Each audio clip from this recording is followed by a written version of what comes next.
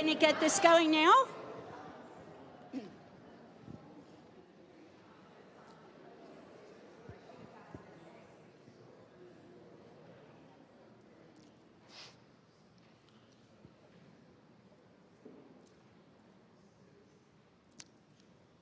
Good morning, everybody. First of all, I just want to welcome everybody and thank you so much for coming today and for lending your support to this great cause. Please make sure, if you're new, that you sign in the back, even afterwards, and give us your email address so that we can keep you posted when we have events and that kind of thing. And please turn your cell phones off if you haven't already done so. If you parked in the bank, please don't forget to pay. Want to make an announcement about the groups. Everybody is joining a subgroup. We have lots of topics, which I'm going to tell you about in a minute, but I just want you to know that if you change your mind and you decide you are more interested in immigration than reproductive rights, you are always welcome to switch or join more than one group. So just wanted to make that clear. Want to announce that July 4th at North Charleston City Hall from 11 to 1 there will be a protest, and everyone who can make it, that would be fabulous. There's power in numbers, so the more people that come, the better. There are restrooms outside.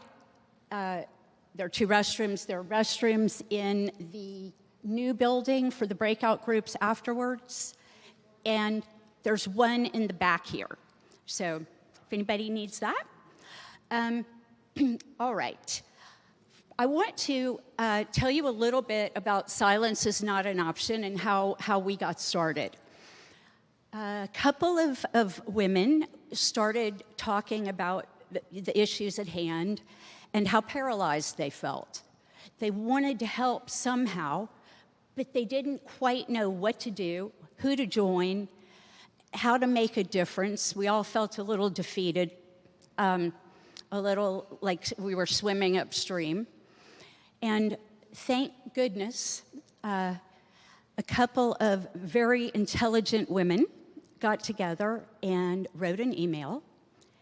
And it basically said, silence is not an option. We have to get together, we have to unite, and we have to figure out how to fight back. Not in a partisan way. We want to make it really clear. This is nonpartisan. We are all working towards the same goals in this group, which is moderation, peace, dealing with the abuse of power right now, and it comes in all forms. I don't need to tell anybody what's going on at the moment. I think we all know, but I just want you to know that we're so thrilled to have you. So these women send out an email, and they say, let's do this. And I come that day, and 400 women show up.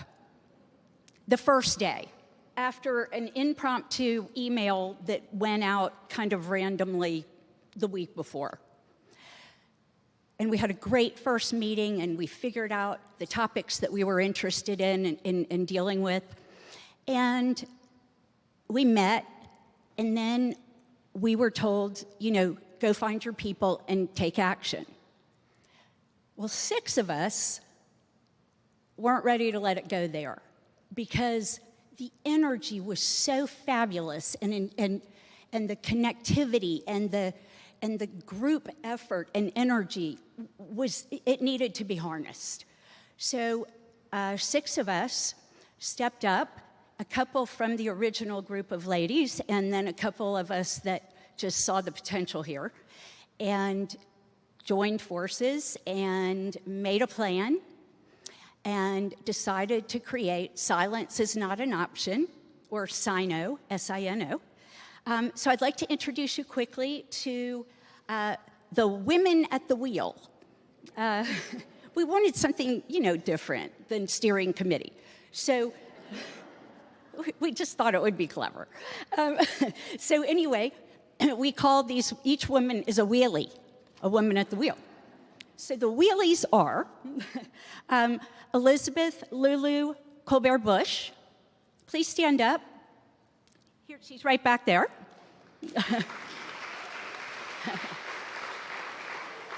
Sally King Gilreath. Susan Dunn. Greg Smythe.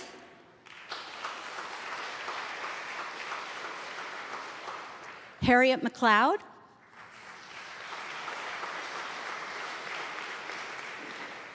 And our wheelie/advisor, Kay Kuntz.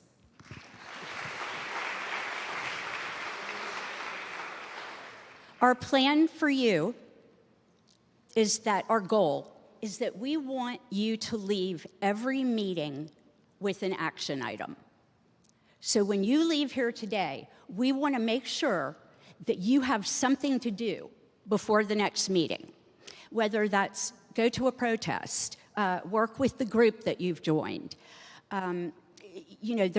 We've got so many options of things that we can do now to move our cause forward. So that all being said, I'm going to tell you the groups and the group leaders quickly, and then afterwards we're going to have a meeting with all the groups.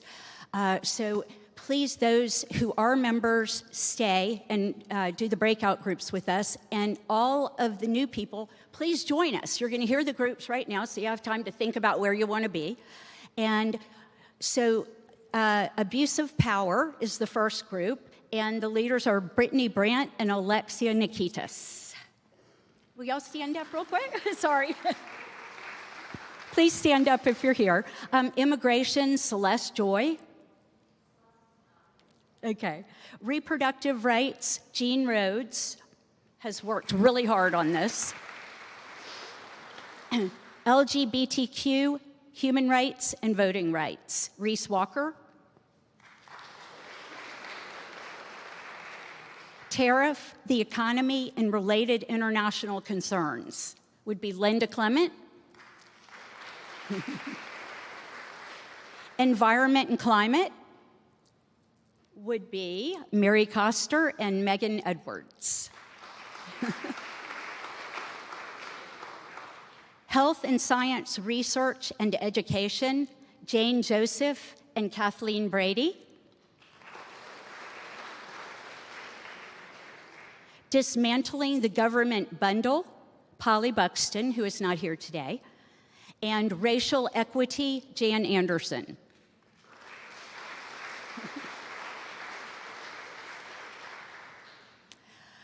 Again, thank you so much for coming. I'm Mackie Moore. I'm one of the wheelies.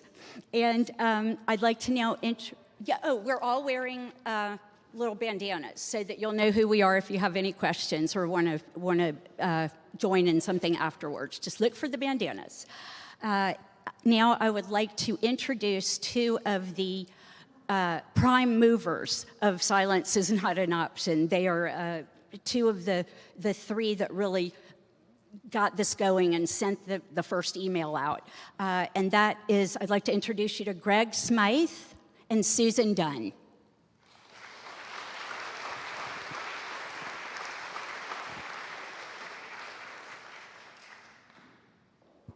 And we want to echo the welcome and thank all of you for being here. But you came initially this morning for the forum, so we want to move quickly into that.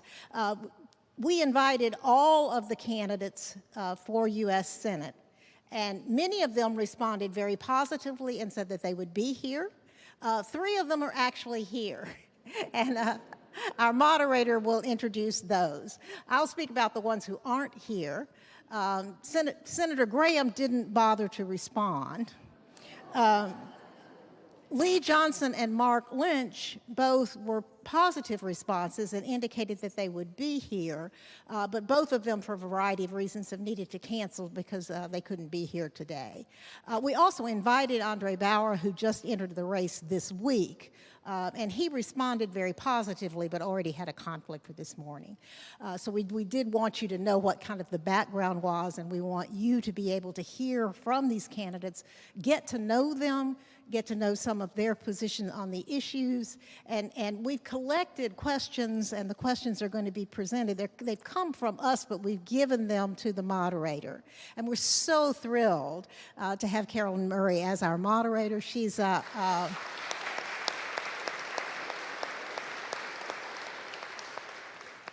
Carolyn is a real Charleston asset. And she will lead us through this process and make sure that the process is fair and makes sense to the candidates themselves. And so, Greg, you want to say anything?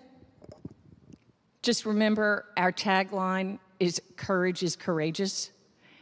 You're courageous to be here. This is going to be filmed. The focus is not on the crowd, but fear is contagious too. So keep coming back. You're going to get the goodies of being with people like the ones that are in this room right now, and you will be able to step out in courage.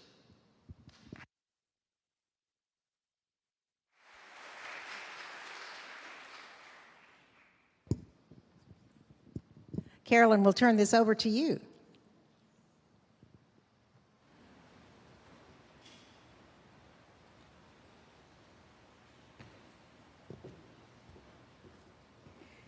Good morning, everyone. I open this forum, we are in a church, with a prayer from St. Francis. It is more important to understand others than to be understood by others. Think about that for a moment. Good morning. I'm Carolyn Murray. Thank you for being here at Circular Congregational Church, and thank you to those of us who are joining by live stream. I am honored to serve as your moderator for this forum sponsored by Silence is Not an Option, or SINO. SINO, as you've heard, is a nonpartisan organization committed to uniting, engaging, informing, educating, empowering women and non-binary people across all ages and backgrounds. The mission is to inspire and support people trying to take meaningful action in defending and strengthening our democracy. As a grassroots organization, SINO fosters inclusive spaces where every voice is heard and every voice is valued, ensuring that the rights of future generations are protected. Through a combination of education, advocacy, collective action, this group works to elevate the leadership of women and marginalized communities in shaping social, economic, and political change. This organization aspires to build a more equitable and resilient society where everyone has the opportunity to participate and thrive. So a few reminders about this nonpartisan event. This is a candidate forum. It is not a debate. There will be no direct exchanges between the candidates. This forum is an opportunity for the candidates to share their platforms in our community and for voters to educate themselves. To keep the flow of our forum, we have an official timekeeper, Mackie. Mackie will raise a card indicating when the candidates have 30 seconds remaining in their remarks, and then an official stop sign when candidates must stop speaking. And she has Greg right there with her in case she runs into any problems with holding up those signs.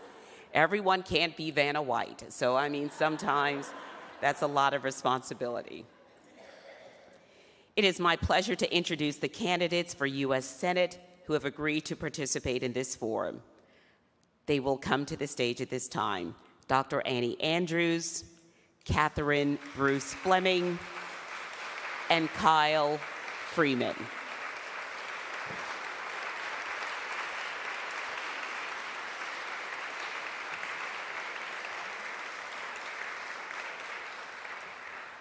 A few more words about the format. Candidates will have 2.5 minutes to make an opening statement. Candidates will have 1.5 minutes to respond to questions. All candidates will receive the same questions. No questions will be asked by the moderator that are directed to only one candidate or of a personal nature, so you can relax. Candidates may take an additional 30 seconds for rebuttals after all candidates have responded. A rebuttal is an opposing argument or contradiction to what an opposing candidate has said, or if a candidate refers to a candidate on the stage by name. If you wish to make a rebuttal, just signal me by raising your hand, and a candidate will be allowed 1 rebuttal per candidate question. It will be at my discretion, considering the overall time in our forum, whether we have the opportunity to have that rebuttal. Each candidate will also have 2 minutes for a closing statement, and that will be done in reverse order of opening statement. We ask that all candidates use closing statements as a way to summarize the issues they've already discussed and their vision for the position of U.S. Senator. Candidates will respond to questions in rotating order by seat, starting from my left with Dr. Andrews, then Catherine Fleming Bruce, and then Kyle Freeman. I will do my very best to make sure that I maintain the order with each person being allowed an opportunity to answer a question first. These questions were collected by members of the organization. We thank you so much for already being so engaged and so respectful of this process. Please no applause unless you absolutely feel compelled to applaud until the end of our forum. Again, candidates have 2.5 minutes for opening statements, and they will be delivered in this order, beginning with Dr. Annie Andrews. All right, thank you. Can you all hear me? Good morning. Thank you for being here, Carolyn. Last time you and I did this, I had Nancy Mace next to me, so I consider this a major upgrade to be sitting next to Catherine. Sorry. Good morning, you all. Thank you all for being here. This is incredibly exciting. This is what a healthy democracy should look like. I'm Dr. Annie Andrews. I am a pediatrician and a mother of 3 children, one of whom I'm dropping off at summer camp tomorrow morning for 4 weeks, and that's where I'll be headed after this. So many of you know me. I've worked at the Children's Hospital here in the Lowcountry for 15 years, and I loved my job as a pediatrician. But when you go to work every day in a children's hospital, you can't help but see all of the effects of broken policies coming out of Columbia, South Carolina, coming out of Washington, D.C., that are harming our kids and families long before they ever get to me at the Children's Hospital. I'm a problem solver, so I started to look for solutions. And I looked to Columbia and I looked to Washington, D.C., and you won't be surprised to hear that I didn't find a lot of folks fighting for our kids and our families. So I got off the sidelines in an incredibly dramatic way, and I ran for Congress here across the bridge in South Carolina's 1st District against Nancy Mace in 2022. And even though I lost that race, y'all have seen that I did not go away, as so many politicians tend to do. I got much louder, much to the SCGOP's dismay, and I decided to take on this fight to earn your support, to be your nominee, to take on Lindsey Graham in 2026, because we all know that we need fewer career corrupt politicians in Washington, D.C. Lindsey Graham doesn't stand for anything other than what will allow him to hold power. I will fight for you. I will fight to restore a woman's right to choose. I will fight to address the public health crisis of gun violence. I will fight to protect Medicare, Social Security, to protect our Medicaid program. I believe in the kids and families that I have served here in South Carolina. I believe in South Carolina. I'm not afraid to stand up to someone who is willing to throw our kids under the bus. I'm going to start with Lindsey Graham, and I won't stop when I get to the U.S. Senate. Thank you all so much.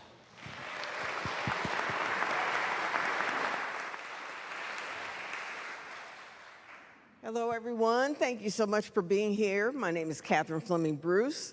I'm from Columbia, but I have been an activist all my life. Last time I was here, we had a wonderful forum that had to do with social justice. So I have been working in social justice, I guess, since I was a teenager. And what's important right now is exactly what you're doing, this coalition building, in order to move us into position.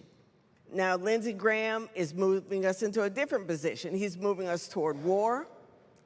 He's definitely a hawk, and he's interested in making sure that we send as many of our young people to be boots on the ground in Iran, Iraq, and other places.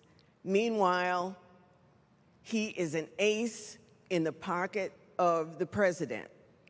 So his role is to make sure that his incompetent choices for cabinet seats are picked and that his policies are pushed. So he is one of the levers that we need to discharge if we want to have a chance as a society, as a democracy. We also need to make sure that we work together to change the balance of power in Washington. Of course, we need to do that here too, in Columbia, but we must change the balance of power. So whoever you choose also needs to help nationally to make sure that we get the additional 5 or 6 senators who are going to make well, we won't go by party, but who believe in democracy and who believe in the people of their state, who believe that government has a positive role in creating a social safety net for citizens. So that's what we want to focus on today. My name is Catherine Fleming Bruce. We'll be talking more about that with your questions. Thank you.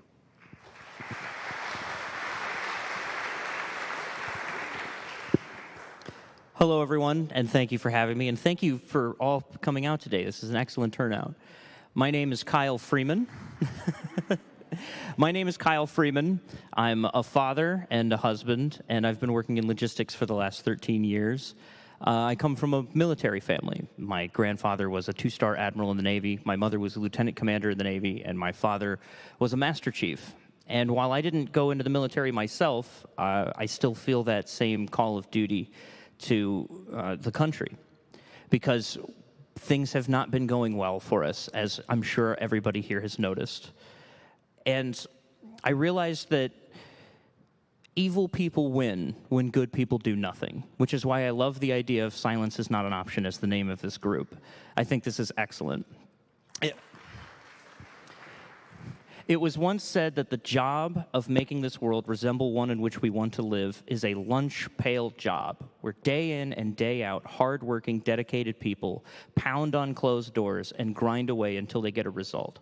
And I'm familiar with that grind, and I know the people here are as well.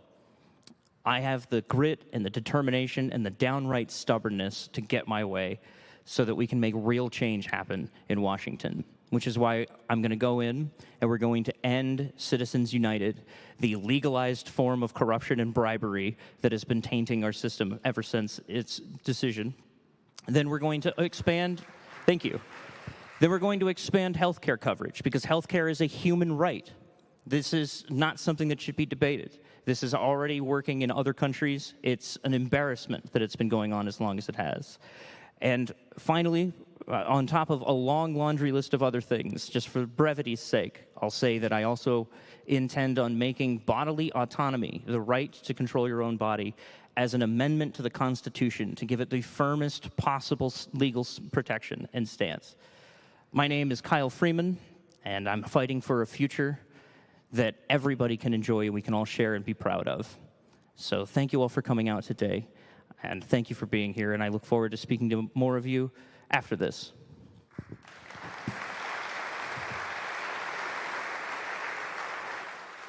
Thank you, candidates, for your introductions. And we begin now with our questions. A reminder, the candidates will have 1.5 minutes to answer each question. I will repeat the questions. The issue is national security and constitutional authority. Dr. Andrews, the president recently authorized a strike on Iran's nuclear sites. Do you believe this action aligns with constitutional powers of the presidency and the principles of democratic accountability? Why or why not? Again, the president recently authorized a strike on Iran's nuclear sites. Do you believe this action aligns with the constitutional powers of the presidency and the principles of democratic accountability? Why or why not? Thank you for the question, and the answer is no. I love a good yes or no question. The president did not have the authority to bomb Iran unilaterally without congressional approval. This is a clear overstep of how the Constitution was written, and we cannot stand for it. Of course, we all can agree that Iran should never have a nuclear weapon, but the way to achieve that goal is through strengthening our alliances, leading with diplomacy in seeking peace. Erratic decisions to bomb dangerous countries is not going to get us to the place of national security that we all strive for ourselves and future generations of Americans. And what is deeply concerning to me, I think Catherine mentioned, Lindsey Graham has been a war hawk, a warmonger his entire senatorial career. He is always cheering on war. And it's real easy for him to think about sending our sons and daughters to the battlefield when it's not going to impact him personally at all. South Carolina deserves better than this.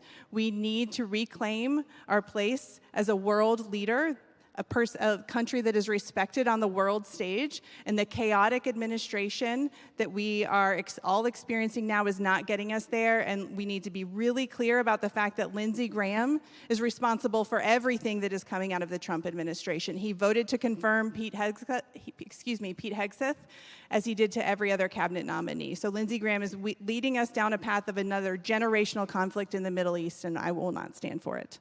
Thank you.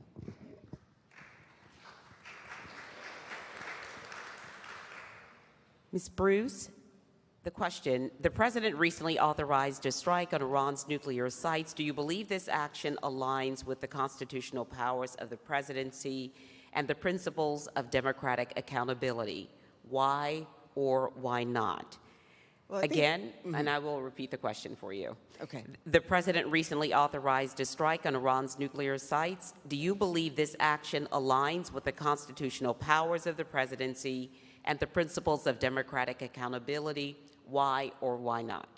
Well, I think it's a yes or no. It's a yes because we have had a series of presidents taking advantage of certain acts to make war actions that don't have to involve Congress. So we've had Obama do that, we've had Clinton do that, we've had other presidents take certain military actions without Congress.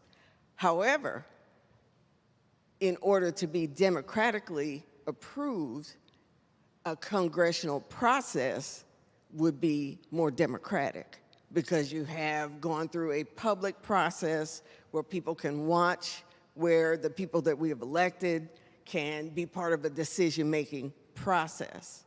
So what we have now is an action by the president that people don't know if they want to support. We don't know what the results are going to be in addition to that. So it'd be preferable, although the Supreme Court has recently passed several things that have given the president more power. So it's a yes or no. But my position is we need to have democracy. So the actions that the president and Congress should follow a democratic pattern.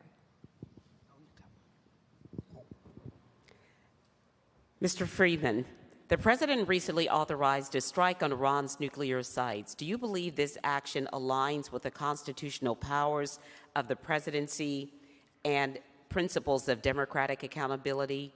Why or why not? Again, the president recently authorized a strike on Iran's nuclear sites. Do you believe this action aligns with the constitutional powers of the presidency and the principles of democratic accountability? Why or why not? Well, it absolutely doesn't. It's a blatant overstep of executive power, and one that he's not the first executive to make, to Catherine's point. But one of the major reasons why that's in the Constitution, of why a president shouldn't be able to do this, is these decisions have major consequences. Iran has had 60% enriched uranium for over a decade, and they haven't completed making a bomb. They've made a conscious decision not to do that, and they haven't really had a reason to finish that nuclear program. But maybe getting bombed by one of their neighbors and being bombed by the United States is a reason to finish their nuclear program.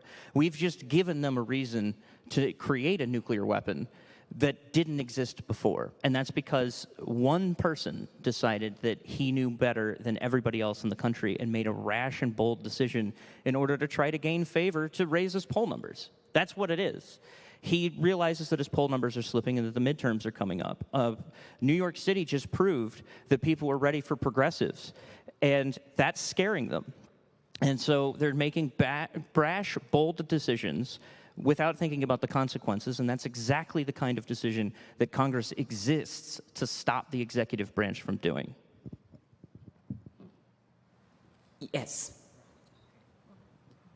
I'm just going to add that the Supreme Court is reinterpreting a lot of the constitutional powers of the president right now, as they've been doing for the last year.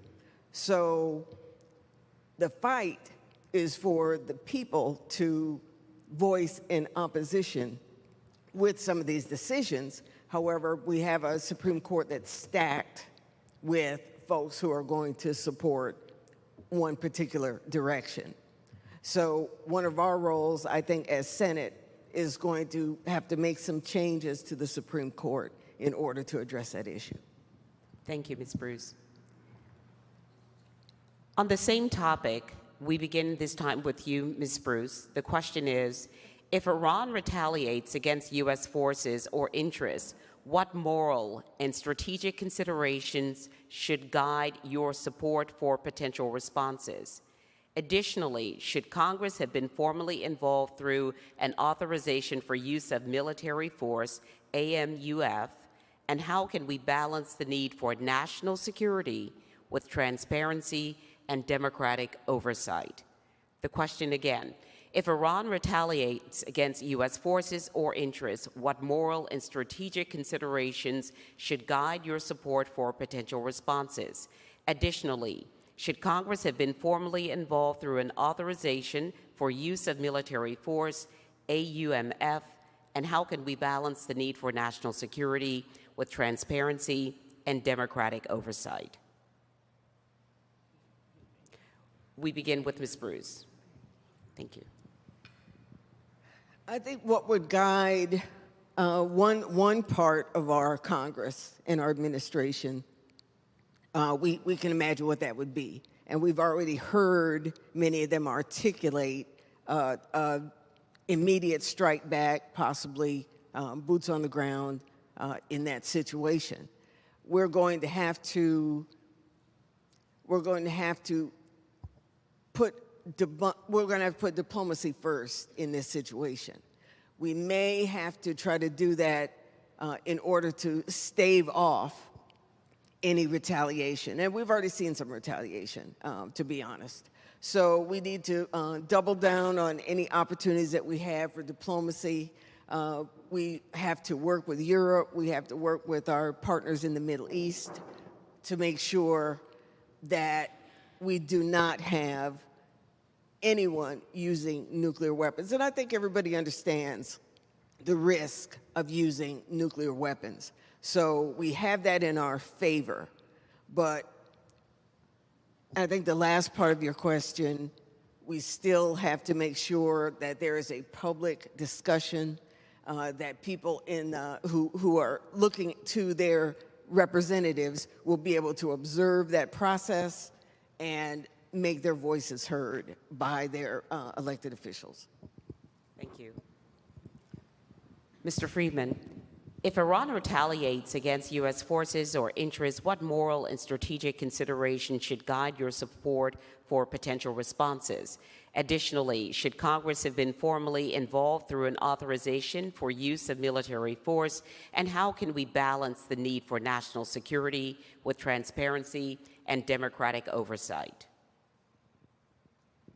Well, I think that since there were, as far as I know, no casualties in the Iran strike, I think a proportionate strike back that involved no casualties would be one that could end the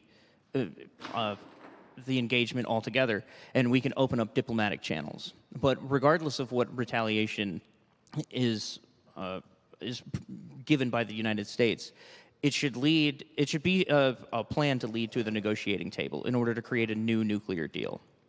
And I don't think that there's as big of a conflict of interest when it comes to transparency versus security as we are led to believe. I think that that has been an excuse that people have used as a crutch in order to skirt the congressional approval and get around these things by scaring the people of the United States into believing that if they don't have this unilateral power to make quick, rash decisions, then all of our safety is at risk. And I just don't believe that that's true. I believe that that's a narrative that they've used to try to grow the executive branch.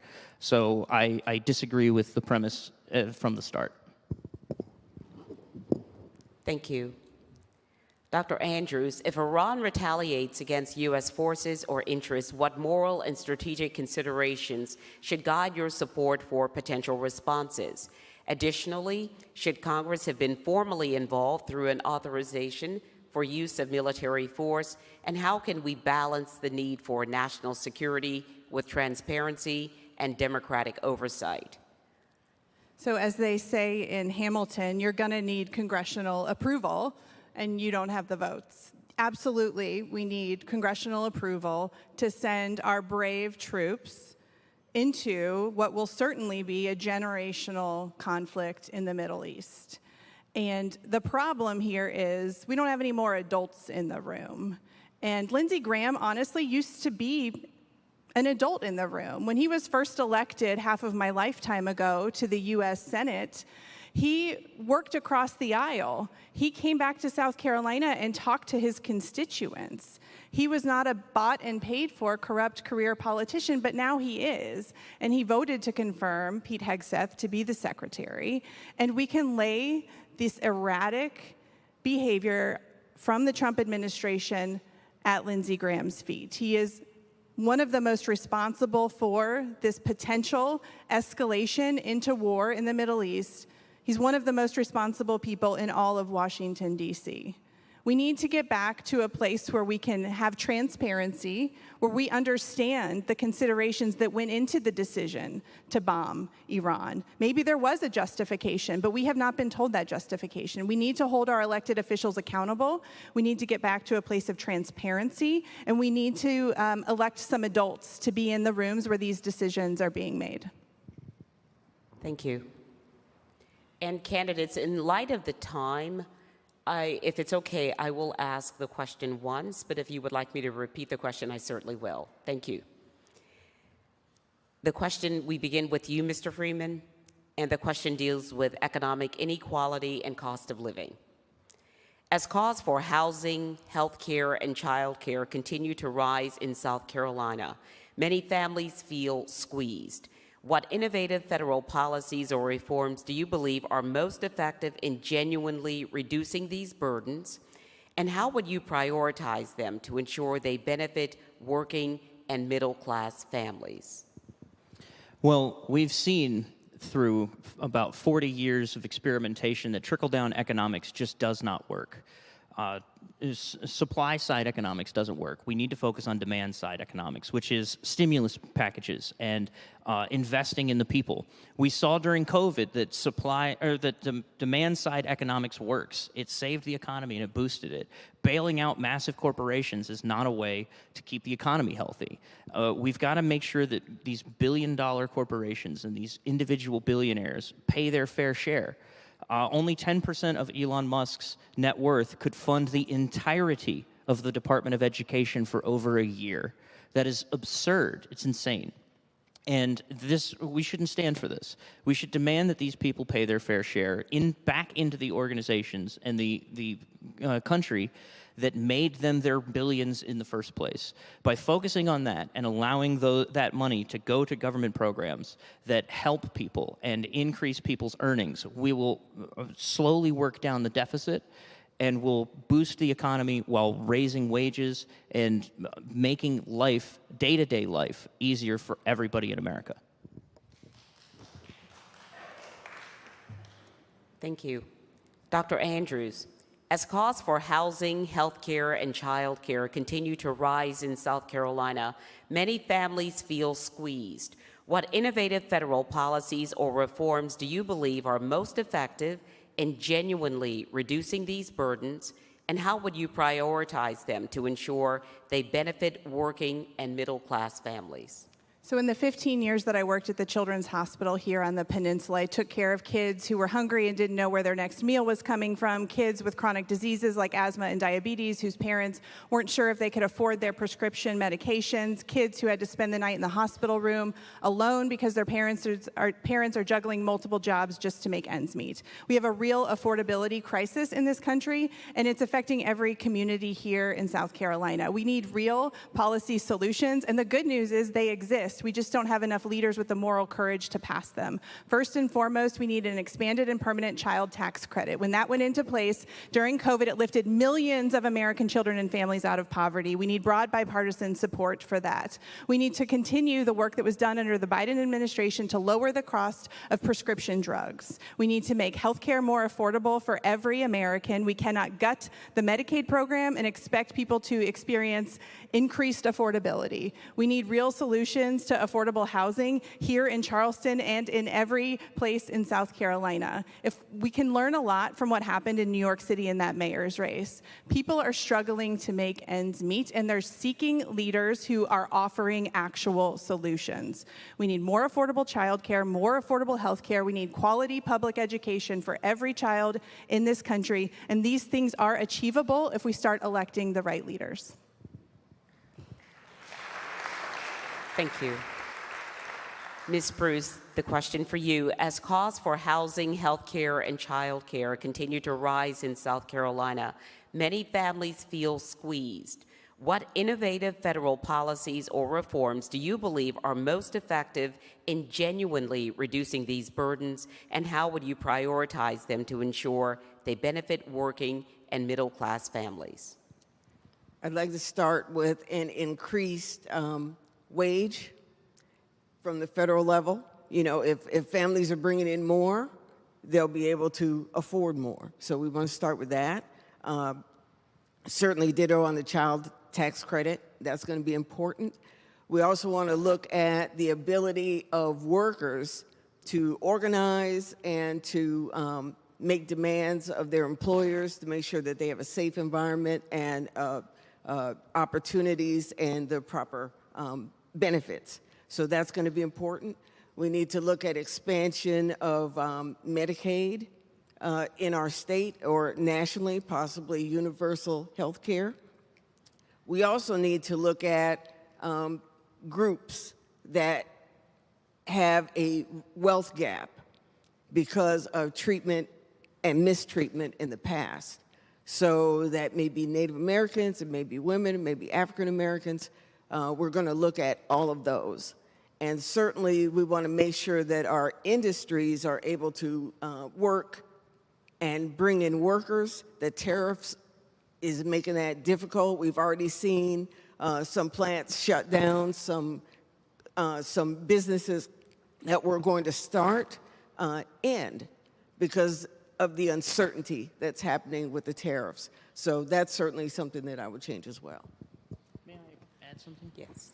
I just wanted to add as well, one of the issues with the housing cost crisis that we're dealing with is that many of the housing, the new housing that's getting bought or built is being bought by certain companies that are just turning them into rental properties, which means all of this potential equity is being eaten up, which is also hurting people and keeping people from being able to join the middle class.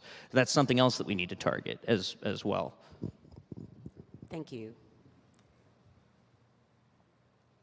Our next topic, reproductive rights and healthcare access. And we begin with you, Dr. Andrews. South Carolina's 6-week abortion ban reflects a significant shift in reproductive rights. Do you support federal legislation that guarantees access to abortion and reproductive health care nationwide? If so, what boundaries or limitations, if any, would you consider necessary to balance personal rights with societal interests? Yes, I support federal protections to access to reproductive health care for every woman in this country.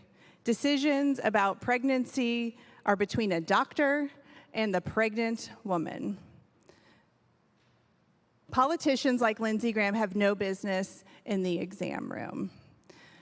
When we talk about restrictions or limitation on abortion, we are allowing non-well-meaning politicians to infiltrate a conversation that is about medical ethics and about science. This term, late-term abortion, is not a medical term. A tiny proportion of abortions occur after the 20th week. And that is because women get their ultrasounds at the 20-week mark. These are women who have probably already named their baby, painted the nursery, and built the crib. They walk into that appointment and receive devastating news about a fetal diagnosis that will not be compatible with life outside of the womb. And here in South Carolina, those women have no choices because of the South Carolina Republican Party and the National Republican Party, and folks like Lindsey Graham who have no business talking about these issues. Women need access to reproductive health care. This is a human rights issue. The decision we saw out of the Supreme Court yesterday on the South Carolina case that will prevent women with Medicaid insurance from accessing needed reproductive health care services at Planned Parenthood is a devastating blow to the women in the state of South Carolina. They will no longer be able to access cancer screenings, STI testing, or birth control. So we need to get loud this election cycle on this issue.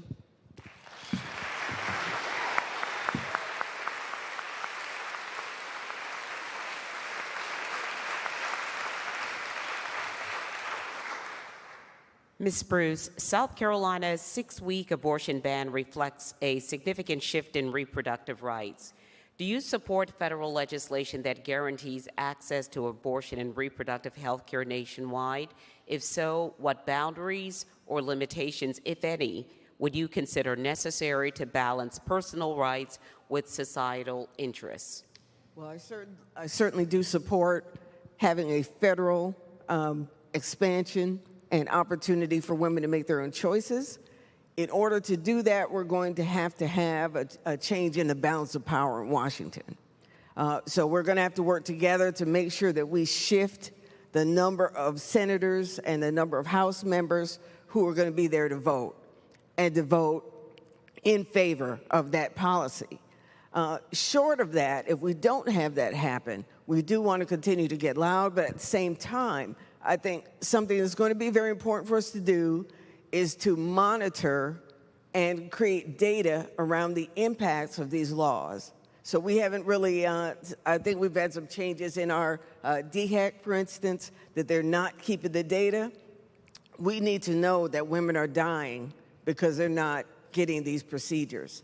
We need to know what's happening in women's families because they're not able to make their own decisions. And so we want to make sure that we have policies that protect that, but I am certainly in favor of making a federal change.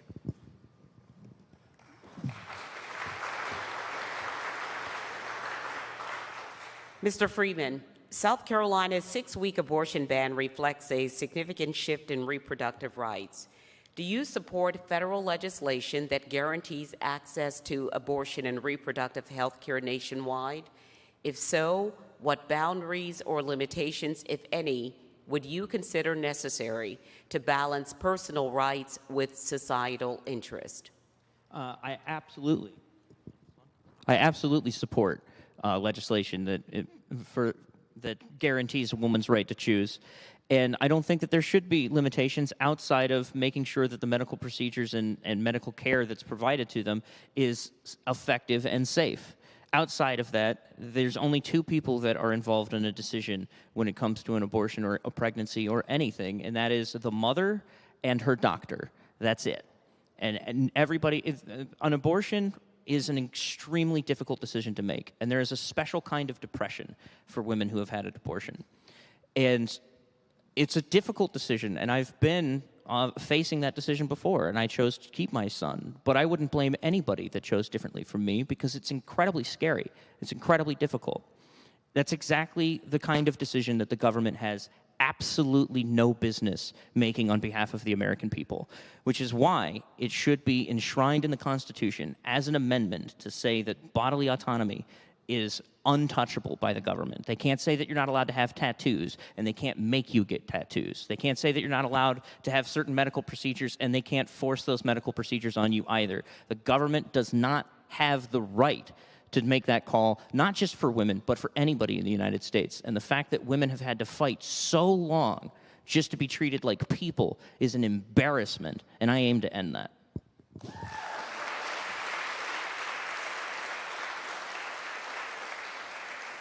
Thank you. The next issue deals with race relations, and Ms. Bruce, we begin with you. Given South Carolina's history and ongoing challenges with racial disparities, what steps would you take to promote racial equity, improve community relations, and address systemic issues within South Carolina? Well, I think we first have to look at what we call DEI. We have to have a public discussion about what that means. I think a lot of people don't understand what that means. They don't understand diversity and why it's important. They don't understand equity, and they don't understand inclusion. Otherwise, if they did understand these things, they would support them. So our role, I think, as senators, is to make sure that we provide that support at a federal level. Right now, we see that being dismantled at the federal level across every department. It's being dismantled. So what that means is that racial disparities that are unrecognized, the history is unrecognized, we're going to see a perpetuation in the kind of damage that we have had in the past. So I think it's important to invest, it's important to educate, and it's important to make sure that we as a nation, and one of our strengths as a nation is our diversity. And that's something that we have enshrined in all of our policies for so many years. We're going to have to go back to it and be willing to defend it.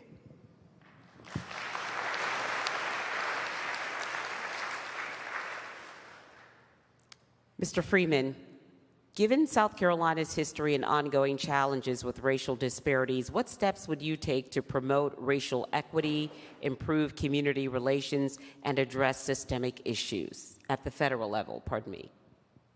I think we need to bolster our DEI programs, and the military was sort of the leading the charge of this idea of strength through diversity by having a group of people that come from different backgrounds with different mindsets and different perspectives, so they can all solve problems in different ways. And when they work together, we are always better as a team. It's not just a saying. It's not just some bumper sticker. Diversity is our strength. The movie Ocean's 11 would have been incredibly boring if it was 11 George Clooney's. You need all of these different people. You need the motley crew to come together. And our government is lesser if we don't have diversity programs that ensure that we're getting that wide berth. And our military is being hurt by these anti-DEI programs.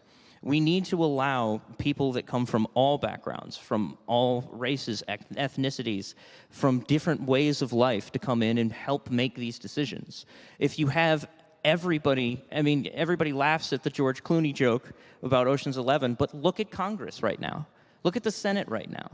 It might as well be 11 George Clooney's in the Senate. We're desperately lacking the diversity that we need in there, and we need to help bolster that. We need to fund the campaigns and outreach programs that get people from these different ways of life involved in politics and let them know that their voice does matter and we do care about what they think. Thank you. Dr. Andrews, given South Carolina's history and ongoing challenges with racial disparities, what steps would you take to promote racial equity, improve community relations, and address systemic issues in the federal government and in this country? So we're sitting here just blocks away from where so many slaves entered this country. I learned a lot about Charleston's role in the slave trade from my friend here, Pastor Dixon, when I started developing an advocacy curriculum at the Children's Hospital. I think it's really important. I know this is a question about federal policy. We need a hate crimes bill in South Carolina.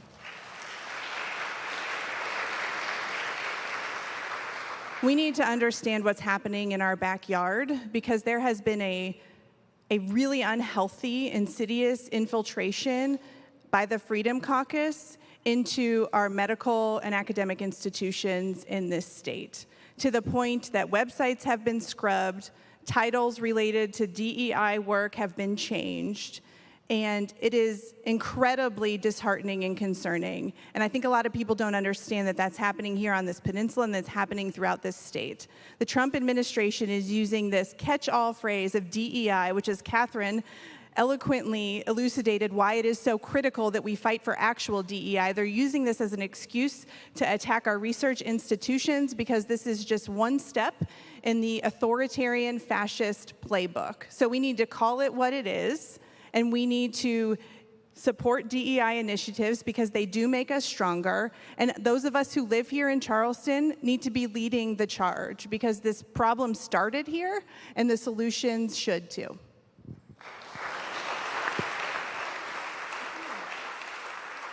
Yes. I just want to tack on. I think we'll probably be talking about. Okay. I think we'll probably be talking about immigration later, but immigration is also an important part of having a diverse community, and they come from all countries: Africa, the South, the American South, other places. So we need to continue to look at our attitude toward people who are different from us. Thank you.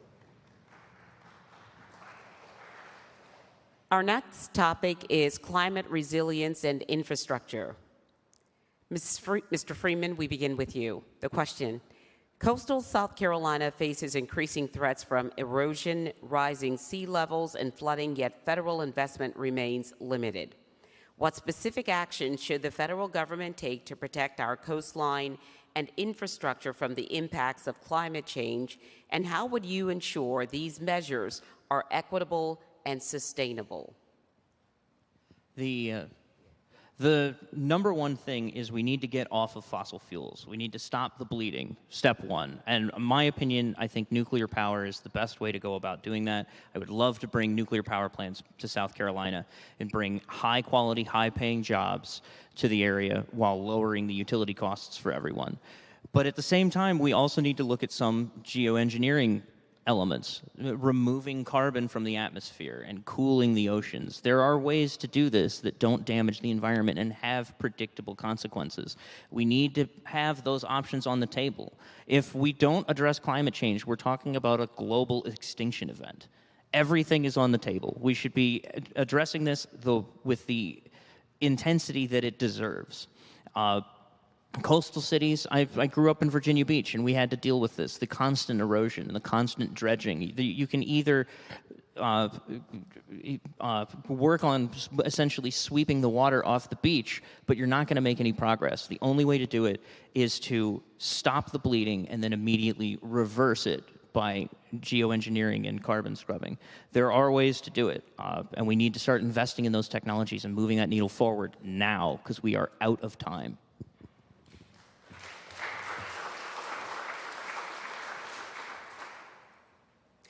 Dr. Andrews, coastal South Carolina faces increasing threats from erosion, rising sea levels, and flooding, yet federal investment remains limited.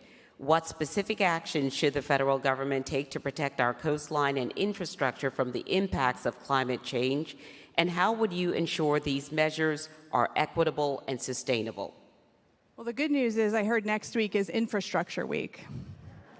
Just kidding. This is an incredibly serious issue, and those of us who live here in the coastal region of South Carolina understand this growing crisis that we are facing. Yet, we continue to send a congresswoman to Washington, D.C. who doesn't believe that climate change is real. When I was on the trail back in 2022, people asked me what my plan for climate change was, and I said, well, I'm not a climate scientist, but I am a scientist, and I'm a serious person, and I understand when it's my job to ask the experts what the solutions are. But right now, we're faced with a majority in both the U.S. House and the U.S. Senate who have the fossil fuel companies so deep in their pockets that they're not even willing to entertain solutions. So we've got to get dirty money out of politics so we can have a real conversation about the climate crisis. And to Kyle's point, we need to see this as an economic opportunity. This can be an economic opportunity to transition to clean energy, and we need to see it that way. And we can be a leader here in South Carolina by bringing wind energy here, by bringing nuclear energy here. There's so much opportunity for growth, and South Carolina is ripe to be a leader on this, but we elect a majority of our congressional representation who are climate change deniers, and that's not okay. So again, we need adults in the room.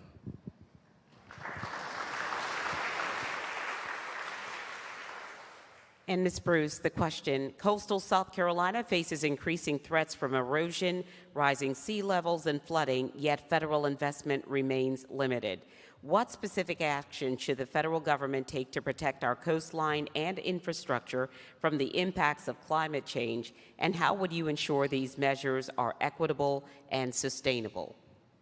Well, one thing I observed when we have our new administration is that anything that had to do with environmental justice was scrubbed from the federal pages. There are actually some grants from FEMA that are connected to environmental justice, and they were there one moment and disappeared the next. So we're facing a situation where any even referral to climate change or environmental justice is just off limits. Any reference to justice is off limits for our federal government. So we're going to have to reverse a lot of the federal government's current positions when we get in. Of course, we get in at the midterms level. So there will have to be enough leaders in Congress and enough leaders in the Senate to put the brakes on what the federal government is doing. So we want to start by putting the brakes on. We want to start next by challenging any of these things that come out of the Trump administration. And then we want to put some of these things back so that there's grants for those organizations that are working in climate, that are looking at climate justice and doing the work to support that. We also want to make sure that FEMA doesn't get taken apart, because that's also on the table. So those are the things that I would do right away. May I put a button on that? I'd just like to add to... This way. I'd just like to add, there we go.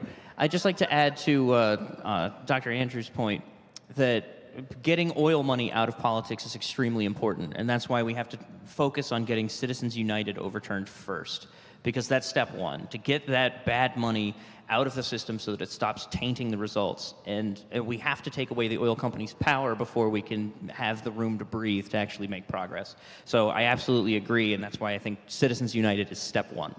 Well, that's going to be a big change for a lot of the politicians, because all of them are taking that money. Well, they'll have to get over it. The American people are sick of this.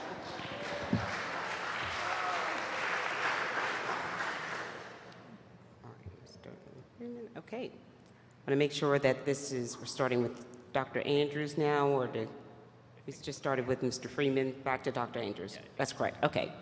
All right. The issue is immigration. And the question is, Dr. Andrews, what legislative measures would you propose to overhaul the immigration system if you believe it requires it? And how do these proposals aim to balance border security, immigrant pathways, and the needs of the economy? So to be a secure nation, we need a secure border, and we need to enforce the laws that are currently on the books.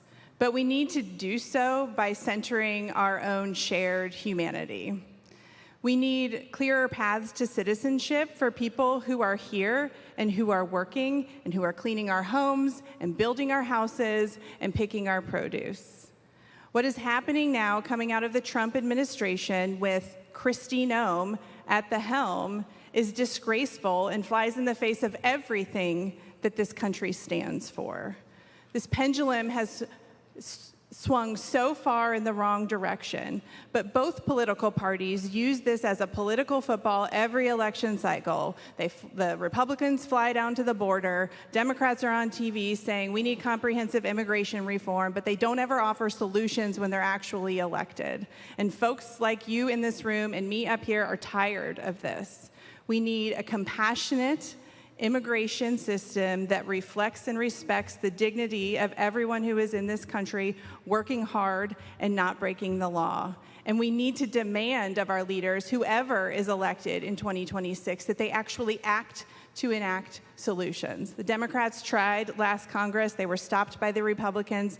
Just like on every issue we've discussed, the solutions are in front of us. We just need more leaders with the moral courage to do what is right for the safety and security of this country and respecting the dignity of everyone who is here.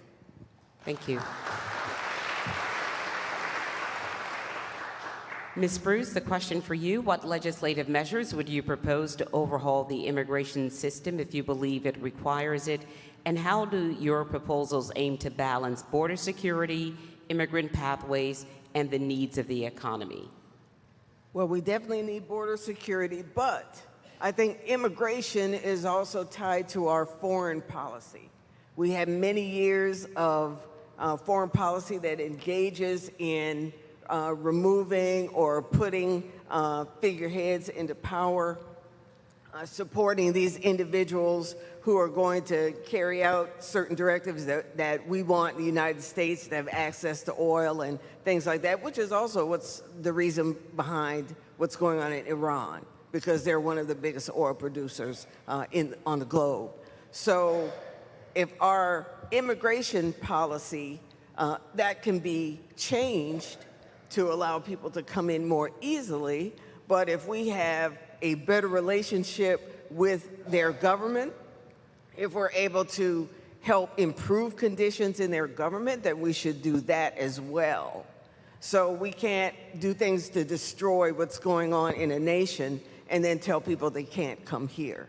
So we want to bring those things together, and we want to make sure that people realize that in order to have a diverse community, we have to be a welcoming nation, and balance that off with making sure that we have the proper legislation in hand that will protect and give people an avenue to do so.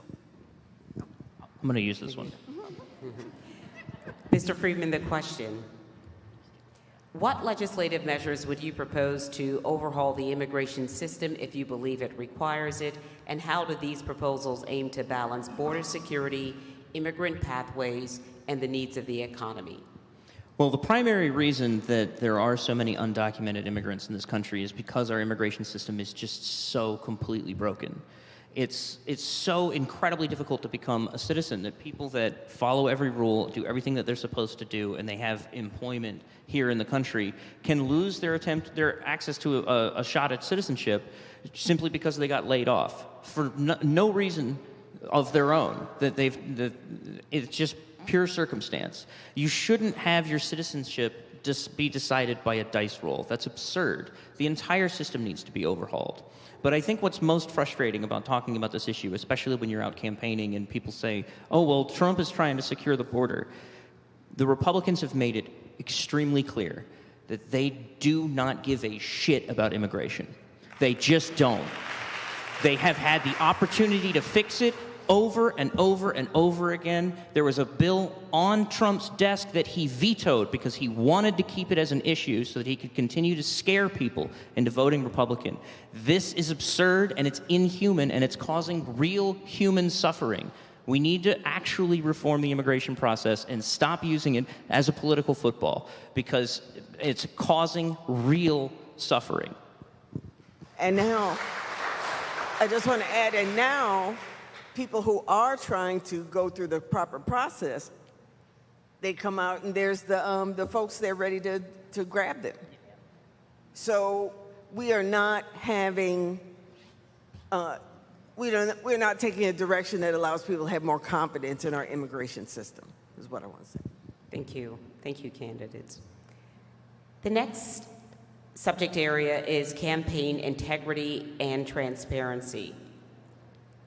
We begin with you, Ms. Bruce. The question: the influence of money in politics raises concerns about fairness and representation. Would you advocate for stronger regulations on campaign finance, including clearer donor disclosures and spending limits? And how would you approach strengthening trust in our electoral process? I think the last part of what you asked, strengthening the confidence in our election process, is going to be one of the most important issues that we will find facing us in 2026. We have people now who are in positions of power who are election deniers, and they're going to continue to try to change the rules so that voters are confused, so that voters will just stay home. So a big part of what we're going to have to do between now and 2026 is make sure that we do not have election deniers have their way in making changes. We'll have to make sure that people have confidence in the outcome of the 2026 election. Now, with regard to the money and campaign reform, I think we do need to have that campaign reform. I think we find now that organizations are spending millions against a candidate to make sure that candidate does not win. And they're not connected to a particular They're operating on their own spending $25, $30 million to make sure somebody doesn't get that seat. That's not fair. That's not what the American people deserve. And so we need to make a change to make sure that that is no longer lawful. Thank you. Mr. Freeman, the influence of money in politics raises concerns about fairness and representation. Would you advocate for stronger regulations on campaign finance, including clearer donor disclosures and spending limits? And how would you approach strengthening trust in our electoral process? I absolutely support that kind of legislation. I think it's absurd that if Kay were to buy me a cup of coffee while we were discussing something, that would be considered a campaign finance violation because it could be seen as a bribe. But Elon Musk can spend $250 million and blatantly say it's to get Trump elected. But that's fine because he went through a super PAC. I mean, it's utterly absurd. It's just legalized corruption in its most blatant form. But the problem is that it goes much deeper than just the politicians. It has become ingrained in our system. There was an article that was written not too long ago that when Dr. Andrews announced that said that she's the second candidate to announce after Lee Johnson. But Catherine and I had already been in the race for more than several months. I spoke to one of the journalists about this. I said, I've been writing to your outlet asking, why haven't you posted an article, and why are you claiming that there's only 2 people in the race? And he says, well, I see that you've been raising a good bit of money. If you keep it up, maybe we can get you some ink. So the idea that if I don't raise enough money, I'm not even acknowledged as being on the ballot, that's absurd and insane. And that is the entire system capitulating to the idea that money is the only thing that gets people elected. Well, Musk spent millions of dollars in Wisconsin to get a judge elected, and he failed. So people are more interested in ideas than they are in money. Thank you. Dr. Andrews, the influence of money in politics raises concerns about fairness and representation. Would you advocate for stronger regulations on campaign finance, including clearer donor disclosures and spending limits? And how would you approach strengthening trust in our electoral process? Yes, and to do this, we can start with 3 things. We can end Citizens United, we can enact term limits, and we can ban members of Congress from trading stocks. And I support all 3 of those things. But until we elect the right people, we have to play by the rules as they're currently written. I cannot tell you how much I wish money didn't drive our political process.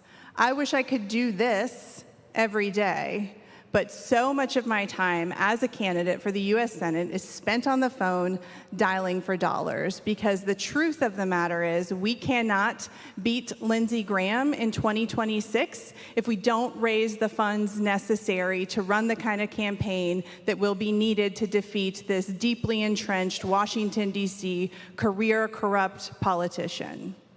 So some of you have been on the receiving ends of my phone calls, and I hate the way that our system works. I hate the text messages, I hate the emails, and that is all a result of what has already been highlighted up here, which is the role of money in politics. But we cannot change the rules until we elect the right people, and we cannot shy away from the system as it currently exists until we change the rules.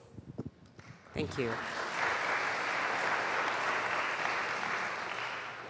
Candidates, we've certainly had a very engaging and robust conversation today, and we have several other questions, but to be respectful of your time and your patience and wanting to get to the rest of our program, I'm hoping that you will allow us to do what we describe as a lightning round, where I will ask a question and your answers are yes or no. Is everyone in agreement? Okay. So we will begin with Mr. Freeman. I believe it would be your turn. So the question is, do you support congressional term limits? Yes. Yes. Yes. Dr. Andrews, do you support the proposed federal hate crimes laws, such as Senator Clemente C. Pinckney Hate Crimes Act? Do you support a proposed federal hate crime law? Yes. Hell yes. Absolutely. Do you support the enforcement of an ethics code for the Supreme Court? Absolutely. 100%. We're just all going to think of synonyms for yes. Yes. Would you ensure your policymaking includes the needs for constituents whose experiences differ from your own? Absolutely. We talked about that earlier. Yes. Yes. Yes. Should the U.S. Constitution be amended to impose a retirement age or criminal bar for federal elected officials and judges? Yes. Yes, absolutely. Yes. Do you support congressional term limits? Yes, please. Yes. Yes, I do. Do you support the enforcement of an ethics code for the Supreme Court? Yes. Oh, did I already ask that one? Okay, sorry. It's an important one, There would double be yes. a time when I would get a little confused up here. Sorry, lots of papers. Okay. And, okay, I think that's it. Very good. Thank you for the lightning round. So again, candidates, thank you very much for your time. I will allow you a quick drink of water as we prepare for closing statements. And again, closing statements are 1 minute, I believe. Closing statements are 1 minute. Yes. Yes. I didn't hear you. What? Oh. Oh, yeah. Oh, yes. Absolutely, yes. Did everyone yes, I hear would. the question? What do you? Okay, she asked, would you ask your question again, please?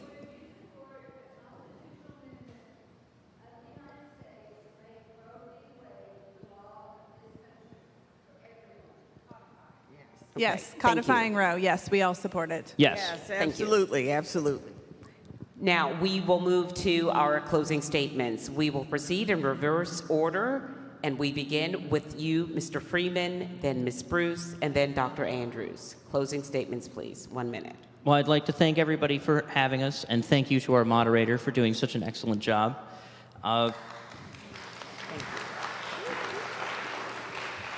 I'll reiterate what I said earlier. I think silence is not an option is an absolutely fantastic name for an organization, because the two phrases. I had the idea to run for Senate, and I tried to talk myself out of it. I spent 6 months trying to talk myself out of it, and I couldn't, because there are two quotes that were bouncing around in my head.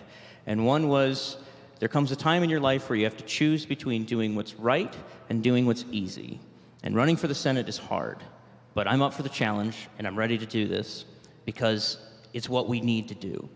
And the other is, evil wins when good people stay silent. So silence is not an option is such an excellent place to have a discussion like this. So thank you so much for having us. Very much appreciated.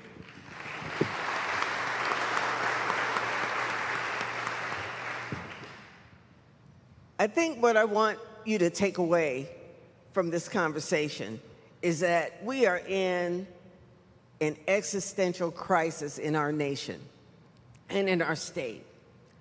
And the rules for what's going to be a successful senator, what's going to be a successful candidate, all the playbook is out the window. The playbook is out the window. What we need is the ability to bring people together. We have a lot of people who stayed at home. We're going to have to build and rebuild our coalitions. And I think that's what I bring to the table as an activist.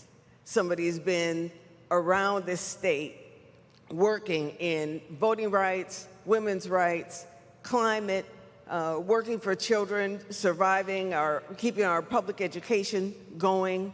I work for public television, so public history is very important.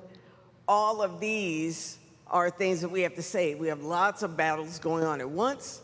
So I want you to use your imagination for how we can make that change and support that candidate that aligns with your values. Thank you.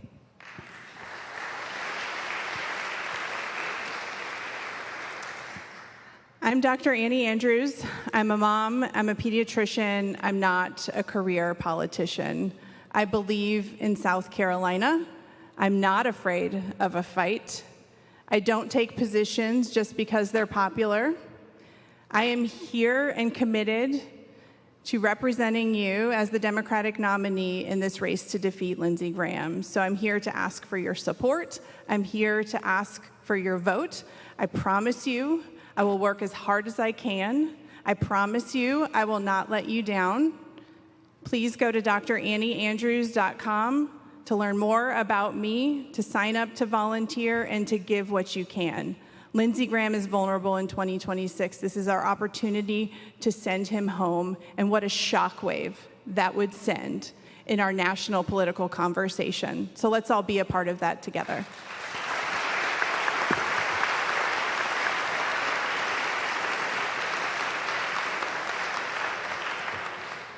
Again, candidates, thank you very much for your candor, your honesty, and thank you for your commitment to being a part of this process. We know there are a lot of other places you could have been today, and you thought it was important to be here today, so we sincerely thank you for that.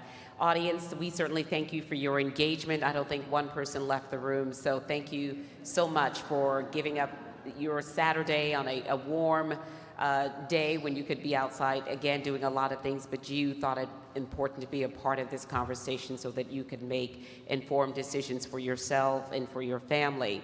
We encourage you to study the issues carefully and learn about the positions of each candidate and vote for the candidate of your choice. You can also use a voting tool to be more engaged in this process. Use Vote 411 to find out more about the status of your voter registration card, polling places, and learn more about the candidates who are on the ballot. If you have any questions, you can certainly contact the Charleston County Board of Registration's office, and their phone number is 843-744-8683, or you can just call charlestoncounty.org. You can use the hashtag SCForum 2025 _SINO if you'd like to send pictures or images or talk about what you experienced today. And to keep in contact, you can also use silenceoption@gmail.com to keep in contact with this group or to be a part of this organization. Also, a sincere thank you to Circular Congregational Church for graciously hosting this event today. Thank you again to our candidates. Thank you to each one of you. Enjoy the rest of your day.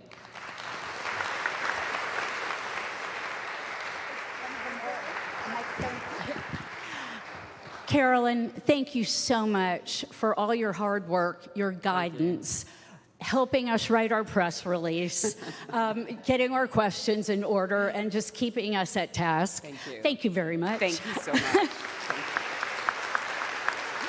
You did an incredible job today. And again, I'm going to tell you what I said beforehand, which is I just respect you so much. You are an amazing addition to our community, and we are so lucky to have you.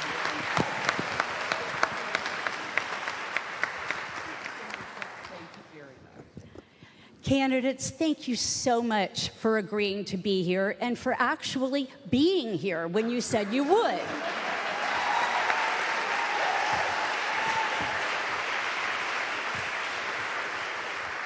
That speaks volumes, doesn't it?